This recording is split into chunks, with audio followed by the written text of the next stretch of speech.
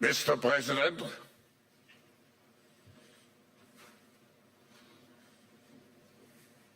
hello. What great honor,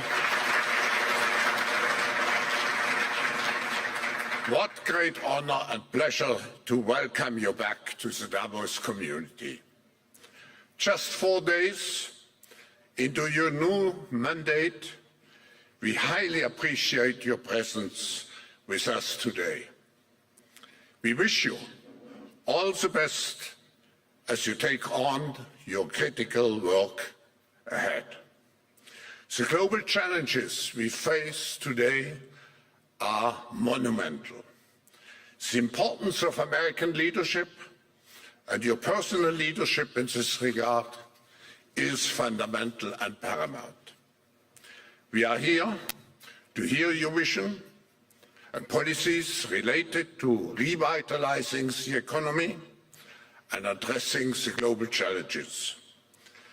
As you might expect, Mr. President, your return to office and your forthcoming policies have been at the focus of our discussions this week.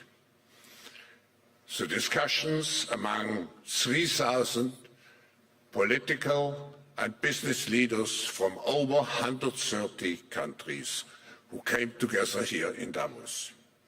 We look forward to hearing first from you and then to the follow-up discussion with business leaders, moderated by my colleague Børge Brende.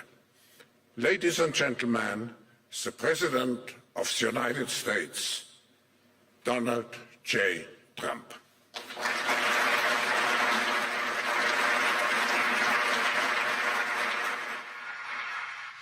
Well, thank you very much, Klaus, and hello to everyone in beautiful Davos. This has been a truly historic week in the United States. 3 days ago, I took the oath of office, and we began the golden age of America.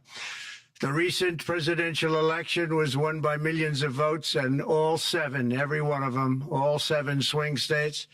It was a massive mandate from the American people like hasn't been seen in many years, and some of the political pundits, even some of my so-called enemies, said it was the most consequential election victory in 129 years. That's quite nice. What the world has witnessed in the past 72 hours is nothing less than a revolution of common sense. Our country will soon be stronger, wealthier, and more united than ever before, and the entire planet will be more peaceful and prosperous as a result of this incredible momentum and what we're doing and going to do. My administration is acting with unprecedented speed to fix the disasters we've inherited from a totally inept group of people and to solve every single crisis facing our country. This begins with confronting the economic chaos caused by the failed policies of the last administration. Over the past 4 years, our government racked up $8 trillion in wasteful deficit spending and inflicted nation-wrecking energy restrictions, crippling regulations, and hidden taxes like never before. The result is the worst inflation crisis in modern history and sky-high interest rates for our citizens and even throughout the world. Food prices and the price of almost every other thing known to mankind went through the roof. President Biden totally lost control of what was going on in our country, but in particular with our high inflation economy and at our border. Because of these ruinous policies, total government spending this year is $1.5 trillion higher than was projected to occur when I left office just 4 years ago. Likewise, the cost of servicing the debt is more than 230% higher than was projected in 2020. The inflation rate we are inheriting remains 50% higher than the historic target. It was the highest inflation probably in the history of our country. That's why from the moment I took office, I've taken rapid action to reverse each and every one of these radical left policies that created this calamity, in particular with immigration, crime, and inflation. On day one, I signed an executive order directing every member of my cabinet to marshal all powers at their disposal to defeat inflation and reduce the cost of daily life. I imposed a federal hiring freeze, a federal regulation freeze, a foreign aid freeze, and I created the new Department of Government Efficiency. I terminated the ridiculous and incredibly wasteful Green New Deal. I call it the Green New Scam.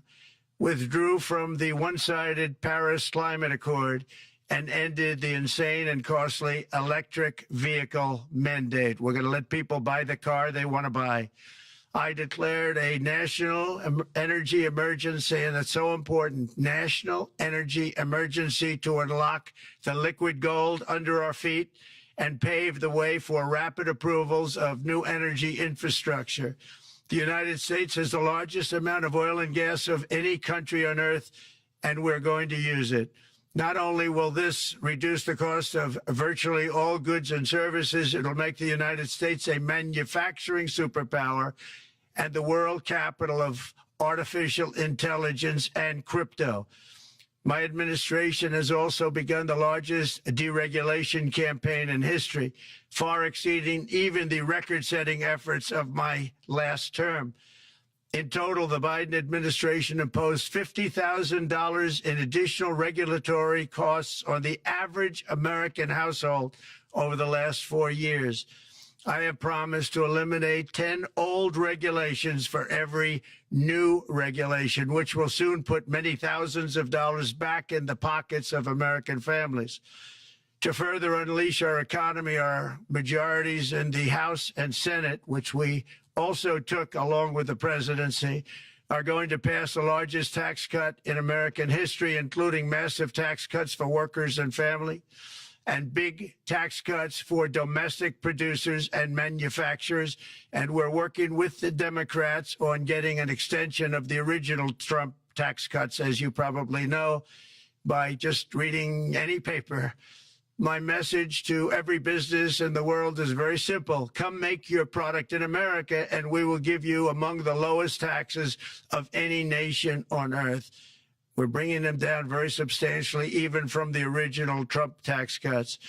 But if you don't make your product in America, which is your prerogative, then very simply you will have to pay a tariff, differing amounts, but a tariff which will direct hundreds of billions of dollars and even trillions of dollars into our treasury to strengthen our economy and pay down debt.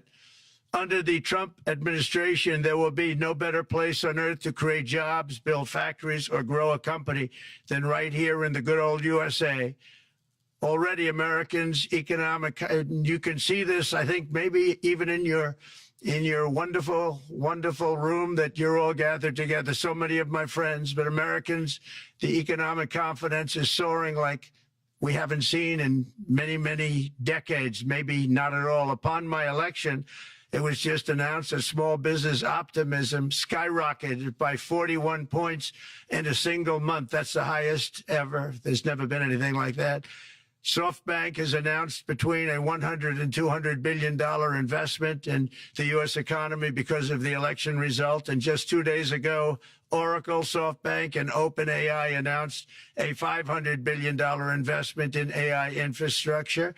Other companies likewise have announced billions and billions and billions, adding up to trillions of investment in America, in the United States. And it's also reported today in the papers that Saudi Arabia will be investing at least $600 billion in America. But I'll be asking the Crown Prince, who's a fantastic guy, to round it out to around $1 trillion. I think they'll do that because we've been very good to them. And I'm also going to ask Saudi Arabia and OPEC to bring down the cost of oil. You got to bring it down, which, frankly, I'm surprised they didn't do before the election. That didn't show a lot of love by them not doing it. I was a little surprised by that. If the price came down, the Russia-Ukraine war would end immediately. Right now, the price is high enough that that war will continue. You got to bring down the oil price. You got to end that war. They should have done it long ago. They're very responsible, actually, to a certain extent, for what's taking place. Millions of lives are being lost. With oil prices going down, I'll demand that interest rates drop immediately, and likewise, they should be dropping all over the world. Interest rates should follow us. All over, the progress that you're seeing is happening because of our historic victory in a recent presidential election. one that has become quite well known throughout the world. I think a lot of things are happening to a lot of countries. They say that there's light shining all over the world since the election, and even countries that we aren't particularly friendly with are happy because they understand what there is a future and how great the future will be. Under our leadership, America is back and open for business. And this week, I'm also taking swift action to stop the invasion at our southern border. They allowed people to come in at levels that nobody's ever seen before. It was ridiculous. I decided and declared to do, and very, very importantly, a national emergency on our border, immediately halted all entry of illegal border crossers, of which there were many, and began promptly returning the illegal trespassers back to the place from which they came.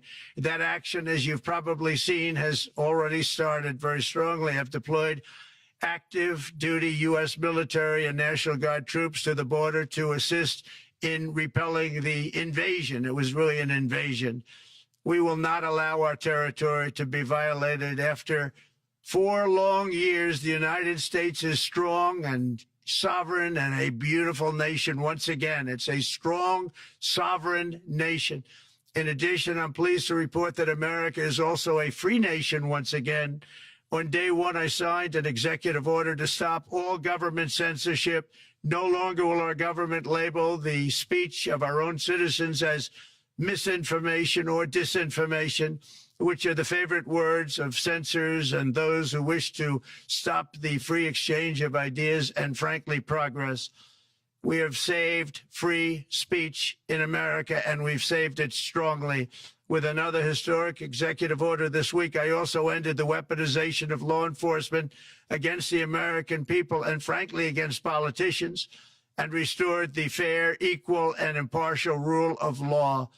My administration has taken action to abolish all discriminatory diversity, equity, and inclusion nonsense. And these are policies that were absolute nonsense throughout the government and the private sector.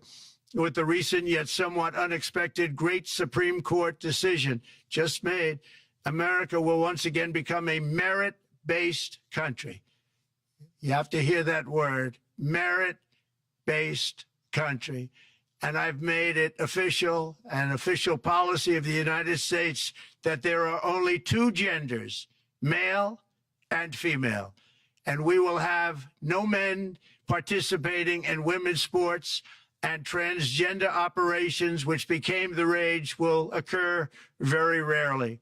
Finally, as we restore common sense in America, we're moving quickly to bring back strength and peace and stability abroad. I'm also going to ask all NATO nations to increase defense spending to 5% of GDP, which is what it should have been years ago. It was only at 2%, and most nations didn't pay until I came along. I insisted that they pay, and they did, because the United States was really paying the difference at that time, and it was unfair to the United States. But many, many things have been unfair for many years to the United States. Before even taking office, my team negotiated a ceasefire agreement in the Middle East, which wouldn't have happened without us, as I think most of the people in the room know. Earlier this week, the hostages began to return to their families. They are returning, and it's a beautiful sight, and they'll be coming in more and more. They started coming back on Sunday. Our efforts to secure a peace settlement between Russia and Ukraine are now hopefully underway. It's so important to get that done. That is an absolute killing field. Millions of soldiers are being killed. Nobody's seen anything like it since World War II. They're laying dead all over the flat fields. It's a flat field farmland, and there's millions of Russians and millions of Ukrainians, and nobody's seen anything like it since World War II. It's time to end it. And here in America, we have big events coming up. Next year, we have the 250th anniversary of America's founding. I'm so honored to be president during that. That's been a big event. They've been talking about it for 10 years. We also have the World Cup, and I understand Gianni's in the room. Infantino, he was very instrumental in helping us get it. He's there with you someplace, I think, and I want to thank him for that. And then we have the Olympics coming up, which I was instrumental in getting also in my first term. And who would have known that by skipping a term, I would get the Olympics? I was upset. I said, you know, I got the Olympics to come and I won't be president. But it turned out through a stroke of luck, or whatever you might call it, that I'm going to be president during the World Cup and the Olympics and the 250th anniversary. So that's going to be three big events. And we've accomplished more in less than 4 days. We have really been working 4 days than other administrations have accomplished in 4 years. And we're just getting started. It's really an amazing thing to see. And the spirit and the light over our country has been incredible. Under the last administration, our nation has suffered greatly, but we're going to bring it back and make it greater, bigger, stronger, better than ever before. I want to thank everybody for being with you. I would have been there myself, except the inauguration was 2 days ago. I thought it might be a little bit quick to make it the first stop, but we'll get there one day. We hope to get there. But I do appreciate, I heard the audience is fantastic, and many of my friends are in the audience, and I will be taking questions now from some very distinguished people. Thank you all very much.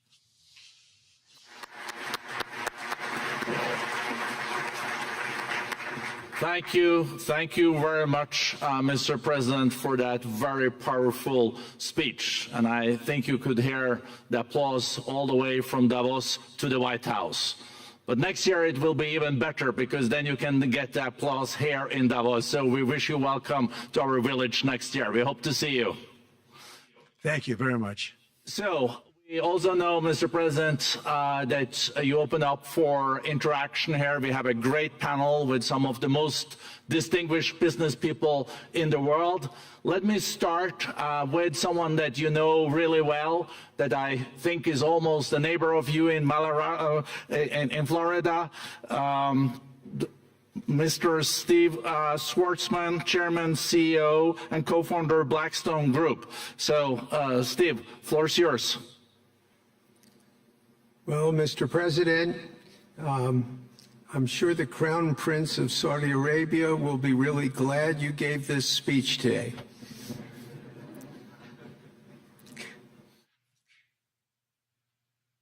You've had the busiest 4 days that anybody can imagine, and congratulations for that. My question is about some of the things I've observed here at Davos. It's a terrific forum. I've met lots of people, as usual. I think I've been here 30 years. And a lot of the European business people have expressed enormous frustration with the regulatory regime in the EU. And they attribute slower growth rates here because of the numerous factors, but especially because of regulations. And you've taken a completely different approach in this area. And if you could explain the theory of what you're doing, how you're going to do it, and what you expect the outcome to be, I'd appreciate it. Well, thank you very much. And congratulations, Steve. You're a friend of mine, but on a great career. You've had an amazing career, and it continues. So I just want to congratulate you. Very inspirational to a lot of people. I want to talk about the EU, because you mentioned specifically that I've also had a lot of friends and leaders of countries. I've gotten to know them all my first term and a little bit during this period of 4 years, and know them well, like them a lot, but they're very frustrated because of the time everything seems to take to get approved, environmental impact statements for things that you shouldn't even have to do that, and many, many other ways that it takes. And I'm going to give you a quick little example. In the private life, my beautiful private life, before I had all these things happening, the world is a little different. I had a nice, simple life. You knew that. But when I had that simple life, I did projects. And I had a big project in Ireland. And it had to get approval on something that would have made it even better. And I got the approval from Ireland in a period of a week. And it was a very, very, very efficient, good approval. And they informed me, though, the problem is you're going to have to get it from the EU, and we think that'll take 5 to 6 years. And I said, you have to be kidding. And this was before politics. And I said, wait a minute, it's not that important. I don't want to go 5 or 6 years, but it would have been a big investment. It would have been nice, and it would have been good for the project. And I sent the people to the EU to see if they could speed it up. And basically, it was a 5 or 6 year wait just to get a simple approval that Ireland gave me in a period of literally not much more than a week. And I realized right then, that was the first time I really was involved with the EU, but I realized right then that's a problem. And I didn't even bother applying to do it. Or if I did, I pulled it very quickly. I have to be very accurate because I don't want to be criticized. He did apply, actually. No, I want to be very accurate. So I don't think I did, but if I did, I pulled it very quickly. It was just something you couldn't wait 5 years or 6 years to get an approval. So a lot of, in a very big business sense, a lot of people are claiming that's the problem. From the standpoint of America, the EU treats us very, very unfairly, very badly. They have a large tax that we know about, and a VAT tax, and it's a very substantial one. They don't take essentially don't take our farm products, and they don't take our cars, yet they send cars to us by the millions. They put tariffs on things that we want to do, like, for instance, I think they actually, in terms of, these are non-economic or non-monetary tariffs, and those are very bad, and they make it very difficult to bring products into Europe, and yet they expect to be selling, and they do sell their products in the United States. So we have, hundreds of billions of dollars of deficits with the EU, and nobody's happy with it, and we're going to do something about it, but nobody's happy with it. So I think the EU has to speed up their process. Friends of mine that are in some of the nations within the EU, great people, they want to be able to compete better, and you can't compete when you can't go through the approval process fast. There's no reason why it can't go faster. So, I'm trying to be constructive because I love Europe. I love the countries of Europe, but the process is a very cumbersome one. And they do treat the United States of America very, very unfairly with the VAT taxes and all of the other taxes they impose. One other, just to finish up, I got a call from the head of a major airline, one of the biggest airlines in the world, and he said, sir, could you help us? What? Landing in Europe is brutal. They charge us fees for everything, and it's so unfair. I said, how does it compare to China? He said, it's much worse. And the other thing, as you know, they took court cases with Apple, and they supposedly won a case that most people didn't think was much of a case. They won 15 or 16 billion from Apple. They won billions from Google. I think they're after Facebook for billions and billions. These are American companies, whether you like them or not. They're American companies, and they shouldn't be doing that. And that's, as far as I'm concerned, it's a form of taxation. So we have some very big complaints with the EU. Thank you. Thank you very much, Mr. President. We'll now go to one of your friends in the EU, Patrick Pouyanné. He's the chairman and CEO of Total Energies. I guess you have a question ready, Patrick, for the president. Mr. President, as we understand, energy is at the top of your agenda, and it's an honor for me to represent the energy industry tonight in this panel. Total Energies is indeed the fourth largest oil and gas and electricity company in the world. I will not ask you a question about the oil price. It's quite clear what you expect from us. I will go to gas more. And our company is the largest #1 exporter LNG from the US company. We are a strong contributor to, and we invest in a mammoth LNG projects in Texas, $20 billion. It's far from 200, but it's $20 billion. And we contribute with that to security of supply to Europe, as we export this LNG to Europe. Some experts fear that if there are too many projects developed in the US on LNG, this could have an inflationary impact on the US domestic gas price. And they recommend a pause on these projects. I would ask you the following question: what are your views about such a pause on investments on LNG in the US? What would happen if you would observe an increased domestic gas price because of these exports? And final question, which is important for Europe: would you agree to guarantee security of supply of US LNG to Europe? Well, on the last part of your question, yes, I would. I would make sure that you get it. If we make a deal, we make a deal, you'll get it. Because a lot of people do have that problem. They make a deal and then it can't get supplied because of war-type problems and other problems. So we would absolutely do that. LNG is very interesting because when I took office for the first term, one of the first things I looked at was there were two very massive plants in Louisiana, a state that has been very good to me, won it by many, many points. And I felt strongly indebted to it, actually. And they said there are two plants that have been under environmental consideration for more than 10 years. And they were costing, as you say, you know how expensive those plants are, but they were costing like 12 billion and I think 14 or 15 billion, but they couldn't get their permits. They were in review for years, many, many years, like a decade or more. And I said, so ridiculous. I know so much about that because in the construction industry, I had to go through it too, but I got good at it after a while. But I saw the projects, and you're talking about a total investment of 25 to $30 billion, and it looked like it was going to end. They couldn't get their permits, and I got them done in less than a week.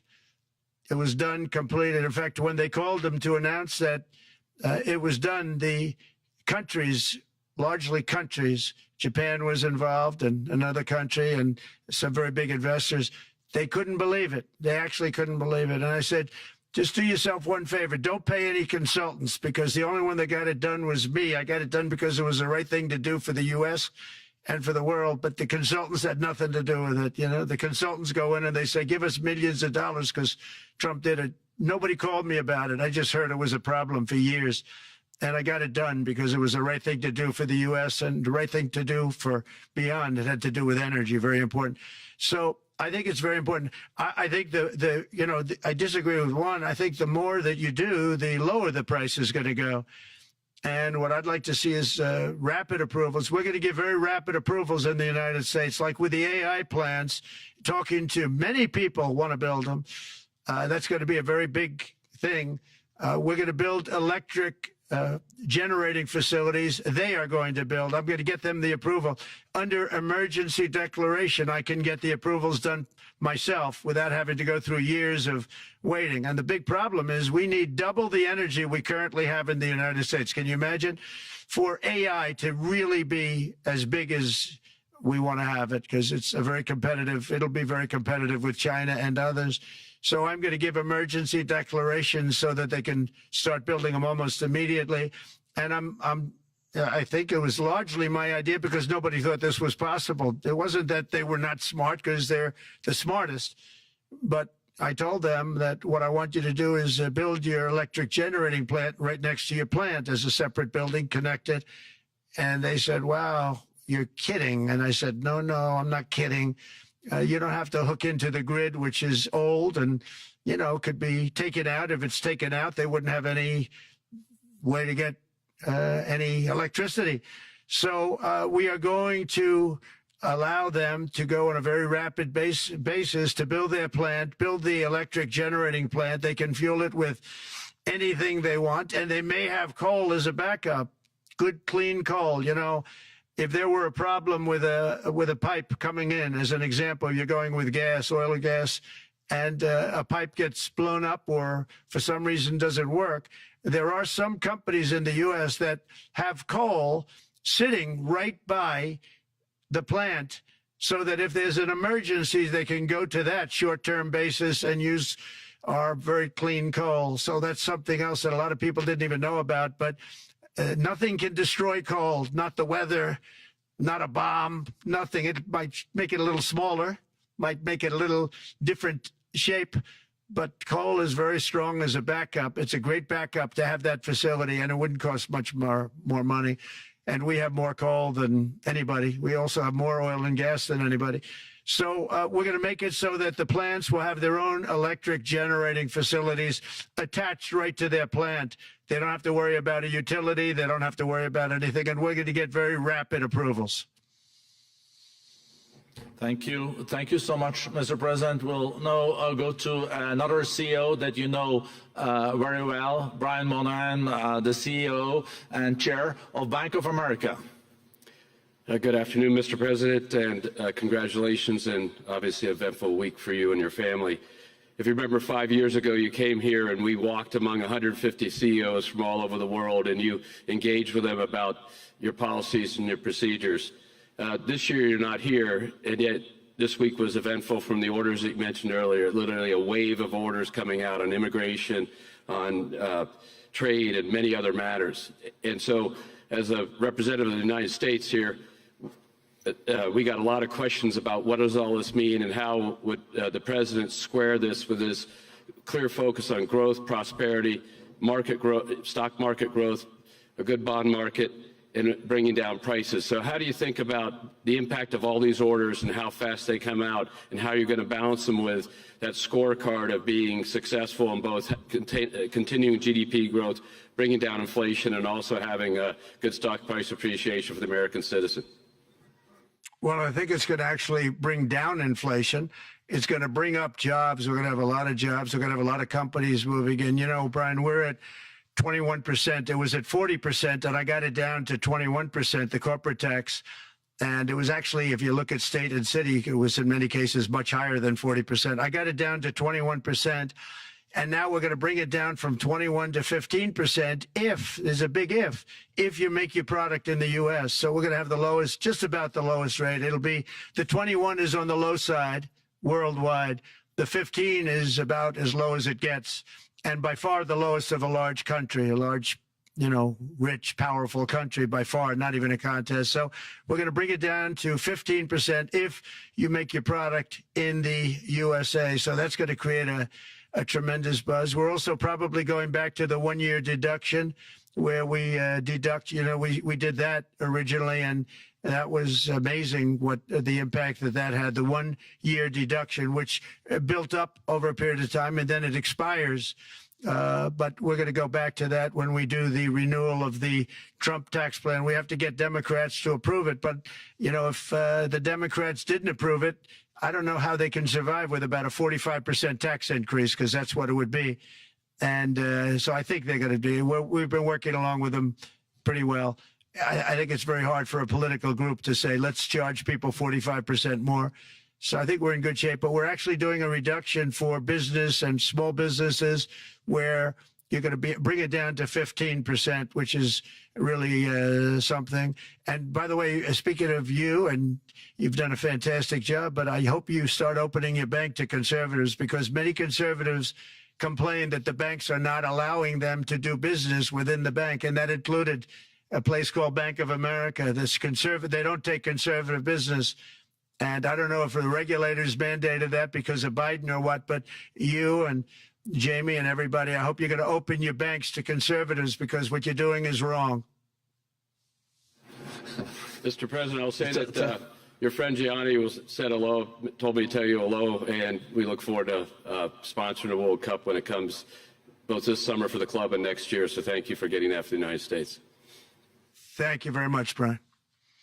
Thank you, Mr. President. We'll now go to Anna Butin. She's the executive chairman of Banco Santander, one of the big European banks, and also in the U.S. So, Anna. Mr. President, congratulations on a historic victory. I believe you don't know me as well as my fellow panelists, so a few words. Santander is one of the largest banks in the world by number of customers, 170 million. That's more than my friend Brian or my friend Jamie have. And those... They fixed the regulation. that's coming, that's coming. That was cheeky. we're a big investor in the United States. We have many million customers, 12,000 employees. We're one of the largest auto lenders, and we recently launched a fully digital bank called Open Bank. We strongly believe banks have a pivotal role in the economy, and we can accelerate growth and help many more customers. That's what we're doing in the United States. So, as Brian pointed out, we very much welcome your focus on deregulation and reducing bureaucracy. So my question is, what are your priorities in this regard, and how fast is this going to happen?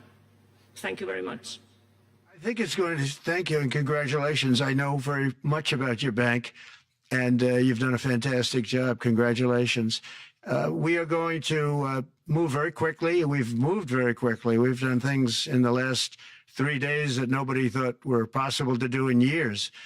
And it's all taking effect. It's going to have a huge impact on the economy, a huge positive impact. Money was being wasted on crazy things. I mean, the Green New Deal was such a total disgrace, how that was perpetrated. And it was conceived of by people that were average students, less than average students, I might add, and never even took a course in energy or the environment. It was just a game. Remember, the world was going to end in 12 years? Remember that? Well, the 12 years has come and gone. It was going to end. It was going to all foam into earth. But, you know, the time has come. These people, and they really scared the Democrats large. I can't say the Republicans. The Republicans maybe could have fought harder to stop it, but it's been a tremendous waste of money. You know, during my 4 years, we had the cleanest air, we had the cleanest water, and yet we had the most productive economy in the history of our country. We had the most productive economy until COVID came. We had the most productive in the history of our country by far, and actually, you could look worldwide. We were beating everybody from China to everybody else. So, and we think we really now, with what we have learned and all of the other things that have taken place, we think we can even far surpass that, actually far surpass it. But we do, one thing we're going to be demanding is we're going to be demanding respect from other nations.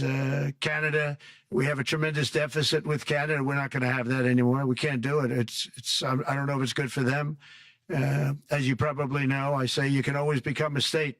Then if you're a state, we won't have a deficit, we won't have to tariff you, et cetera, et cetera. But Canada has been very tough to deal with over the years, and it's not fair that we should have a $200 billion or $250 billion deficit. We don't need them to make our cars, and they make a lot of them. We don't need their lumber because we have our own forests, et cetera, et cetera. We don't need their oil and gas. We have more than anybody. So, you know, just as an example, with Mexico, we're dealing with Mexico, I think, very well.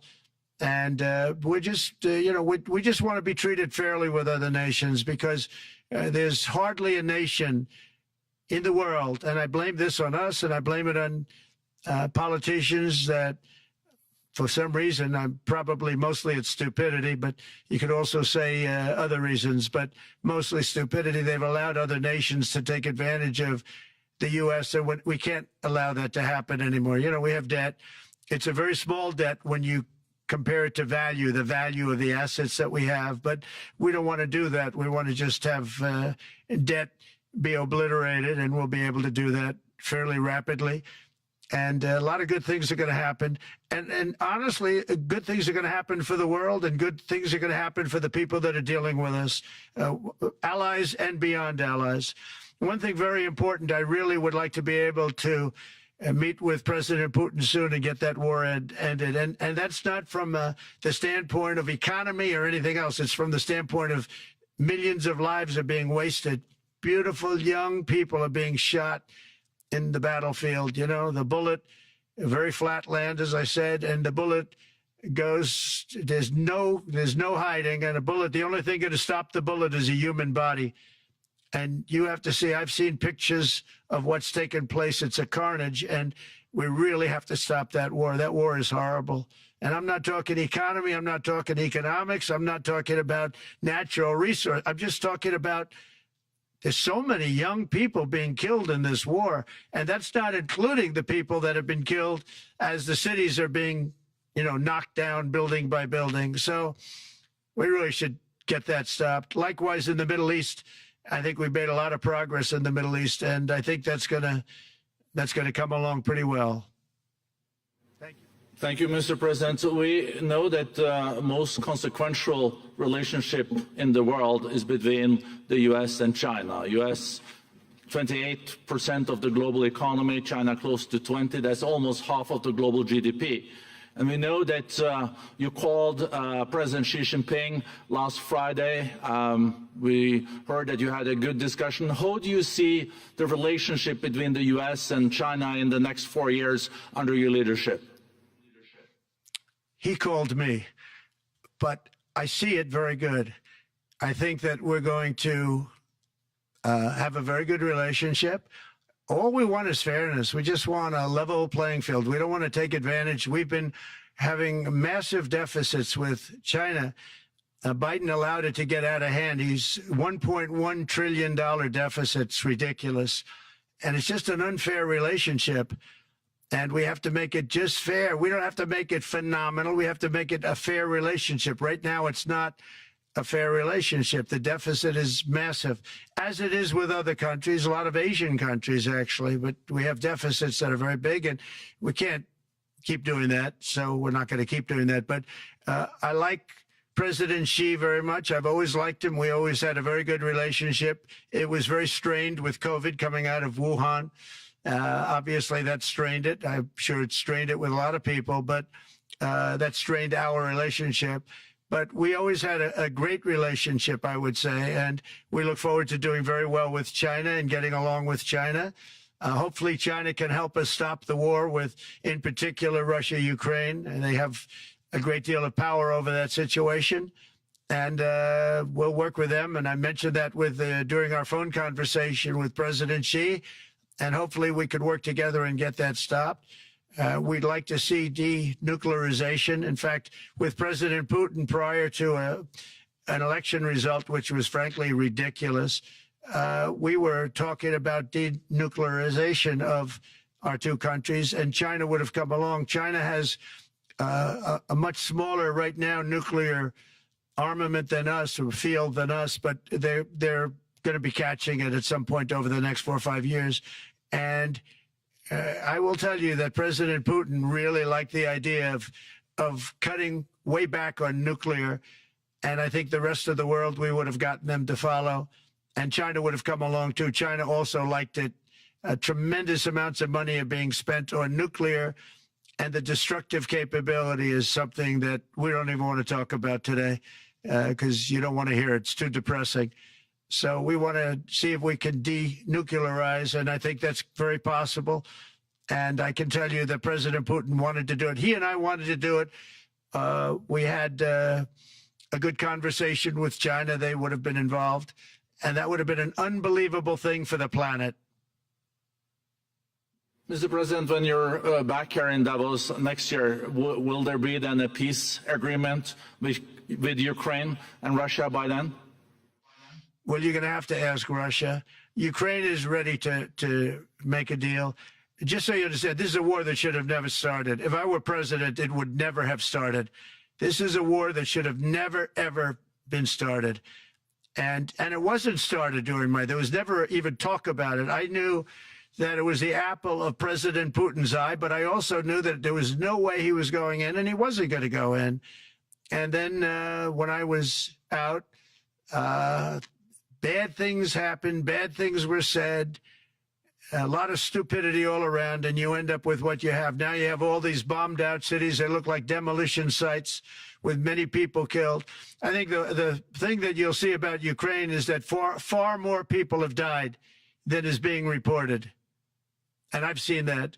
But far, far more people have died. When you look at a city that's become a demolition site where big buildings have been collapsed by missiles hitting them and everything else, and they say one person was slightly injured. No, many people were killed. Those are big buildings. I was surprised at how that was my business. These are buildings that go 2 and 3 blocks long. They're 20 stories high. They're big, powerful buildings, and they were knocked down, and there were a lot of people in those buildings. It announced that 2 people were injured. That's not true. So I think you're going to find that there were many more people killed in Ukraine in the Ukraine war than anybody has any idea. But if you look now, so many of the people being killed are soldiers just facing each other with guns, rifles, and drones, the new form of warfare, drones. And it's a very sad thing to see. And when you see pictures of the fields that I see, nobody wants to see it. You'll never be the same. Thank you very much, Mr. President, on behalf of all the 3,000 participants here in Davos. We really underline that joining us the third day in your presidency, live taking questions here is so appreciated, and we are already ready for receiving you next year in person. So thank you very much, and all the best from Davos. Thank you. Thank you very much. Thank you.